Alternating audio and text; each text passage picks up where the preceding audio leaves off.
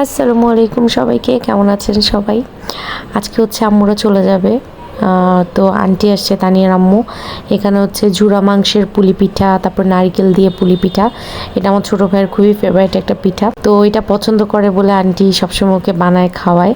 আর এটা আমার দুলাভাইও অনেক পছন্দ করে, তাই আন্টি আজকে নিয়ে আসছে বানায়। তো তানিয়ার চাচাতো ভাইও আসছে, এখানে ইসরাত আপু বসে খাবারের প্যাকিংগুলো করে নিচ্ছে। আর যত প্যাকিং ছিল ওগুলো আপু আগেই কমপ্লিট করে ফেলছে, তো এখন জাস্ট খাবারগুলো আপু র্যাপ করতেছে। আর সুরা বাবা আর সাব্বির যাচ্ছে একটু বাইরে, আর আমার ফুফাতো ভাই, ওর ওয়াইফ, ওর বেবি, আমার ফুফাতো বোন সবাই আসছে এখন। আপু আবার ফিরনি বানায় নিয়ে আসলো আমাদের সবার জন্য। আর ভাবিও কাজে লেগে গেছে, পলি আপুও কাজে লেগে গেছে, সবাই র্যাপ করতেছে একসাথে।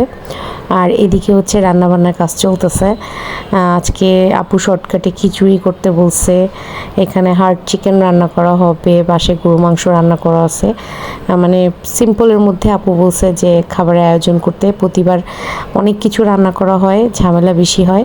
তো আমাদের বুইটা আসছে হঠাৎ করে, আমার ফুফাতো বোনকে দেখে সে একটু ঘাবড়ায় গেছে, ভয় পেয়ে গেছে। আর বাসায় মানুষজন আছে তো একটু নার্ভাস হয়ে গেছে। শোনো, বাসায় যেদিন সবাই চলে যায় সেদিন তো গেস্ট থাকে, তাই না? তুমি আর সুরাপ্পি তোমাদের মতন করে দৌড়াও, হ্যাঁ খেলো। আর তুমি কি গার্ল? আমি বলেছি না তুমি ব্রেভ গার্ল। ওরা না, ওরা কিচ্ছু বলে। তুমি কার জন্য আনছো দাদু? এটা করে এটা তুমি কার? শোনো, ওইটা হচ্ছে একটা ফুপ্পি, পলি ফুপ্পি। বড় ফুপ্পি আর জন্য, বড় ফুপ্পার জন্য আর ছোট চাচুর জন্য। কার গিফট আনছো? তুমি আমার গিফট আনো নয়, আমি কান্না করি এখন। আমার গিফট কই? আমার গিফট কই? ছোট ফুপু কান। আমি এখন কান্না কই দিব কিন্তু। যাও তুমি যাও, কাকে কাকে গিফট দিবা, যাও গিফট। বড় ফুপি ছোট ছোট চাচু কই? গিফট দিছে। ও গিফট এসছো, থ্যাংক ইউ। কি এটা? তোমাকে দিছে। ও ওয়াও, তুমি গানটা শুনে? ও বাসায় মানুষ দেখে কান্না করতেছে, কিন্তু ব্রেভ গার্ল। ও এখন কান্না করবে না, এখন খেলাধুলা করবে। আরে ই কর, একটা জিনিস বল। এটা কি ফুপ্পি? অনেক সুন্দর হয়েছে। ওরে বাবা, থ্যাংক ইউ। আচ্ছা শোনো বাবু, বলো যে চাচুর কাছে যেগুলো দেখাও। আচ্ছা শোনো বাবু, তোমার ইয়া কেমন হয়েছে? তোমার এক্সাম কেমন হয়েছে? তোমার ম্যাথ এক্সাম কেমন হয়েছে? ভালো হয়েছে? ওরে বাবা, ভেবে গেছি। তো একটু কান্না করতেছিল, আমি ওকে বারান্দায় একা নিয়ে অনেক সুন্দর করে বোঝানোর পরে সে এখন নর্মাল, সে সুরের সাথে খেলতেছে। এখানে সবাই খাওয়া দাওয়া করতেছে, আর আপুর র্যাপিং এখনো চলতেছে। আর তোমরা খাবে না? আসো, সুরা এই যে তারাবি খাবে, এখন তোমাকেও খাওয়াই দিই। আসো আসো আসো আসো আসো। খাওয়া দাওয়া করে নাও দাদু। ওই যে তোমার এই খাওয়াই দেবে, দাদু খাওয়াই দেবে, নানু খাওয়াই দেবে। আসো আসো আসো আসো আসো, আসো, দাদি খাওয়াই দিতেছে। এই দিয়ে খেলা করবো একবার, চল তাড়াতাড়ি খেয়ে নাও।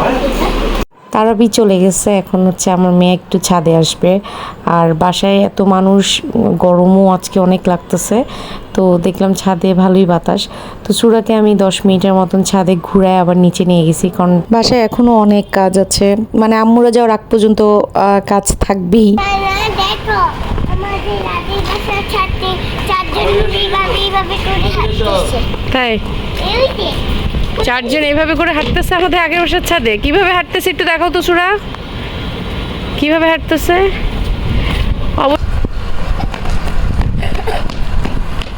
তো এখন রাত 10টার মতন বাজে, আব্বা আম্মারা বের হয়ে যাবে এখন। কেউ কিছুই খায় নাই, আপুও খায় নাই, রাফায়েল, আমার আব্বা আম্মা সেই দুপুরে খাইছে, রাতে চারজনের একজনও কিছু খায় নাই। তো এখন গাড়ি চলে আসছে।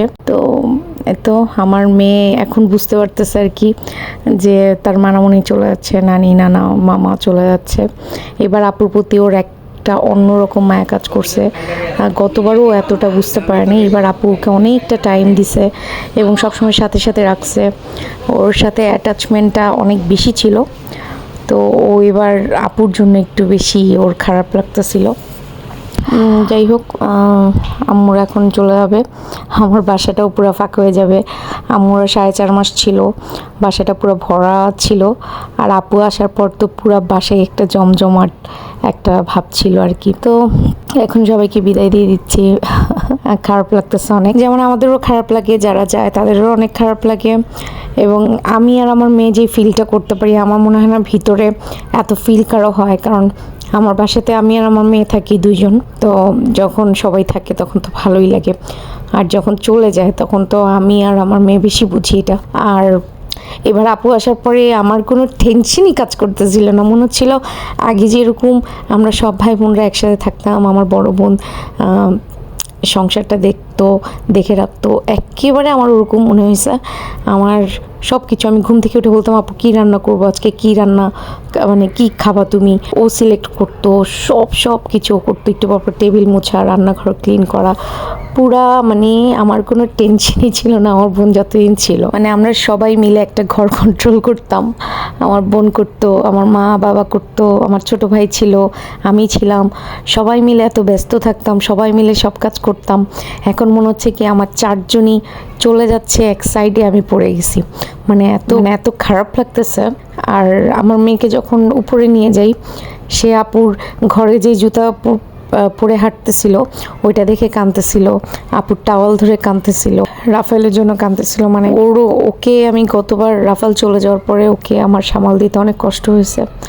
এবার যাই হোক, ইসরাত আছে, এখন তানিয়া আছে, কিছুদিন ভালো থাকবে, তারপর ওরা চলে গেলে আবার সেই আমাকে জ্বালানো শুরু করবে। তো সবাইকে একসাথে বিদায় দেওয়া খুবই কষ্টের একটা মানে মুহূর্ত, যাদের চায় তারা বুঝে।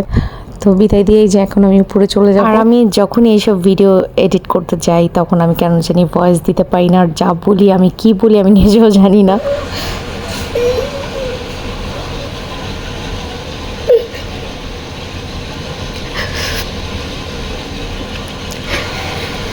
নানি কয়দিন পর চলে আসবে, তো ফের মামাও চলে আসবে। কেন করে না, কয়দিন পরে দেখে বা নানি এসে পড়বে, ফের মামাও চলে আসবে। চলো, নানি না মানামনি না ফের মামা, বলো তো কার জন্য কেন আসতেছে? সবার জন্য। শুনো আম্মু শুনো, দেখো নানি কিন্তু কিছুদিন পর চলে আসবে, তারপর ফেল মামা চলে আসবে, মানামনিও দেখবা চলে আসছে। তুমি এভাবে কান্না করলে কিন্তু আমিও কান্না করে দিব। তুমি চাও আমি কান্না করি?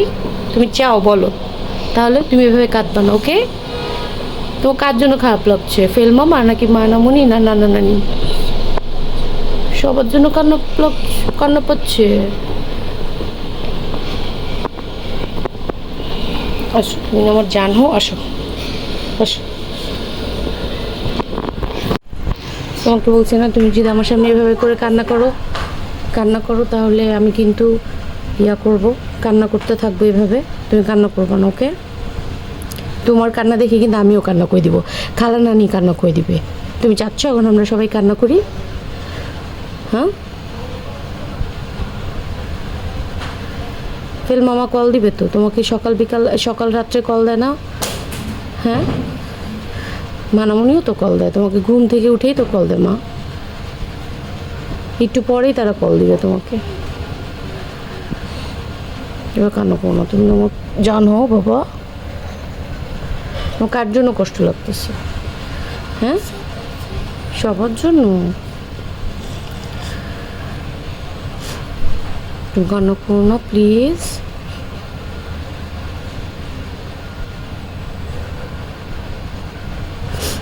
একটু পরে মানামনিরা এয়ারপোর্টে বসে আমাদেরকে কল দিবে, ঠিক আছে? চলো ভাত খাওয়াই দিই, চলো বাবা না ভালো, ঠিক আছে?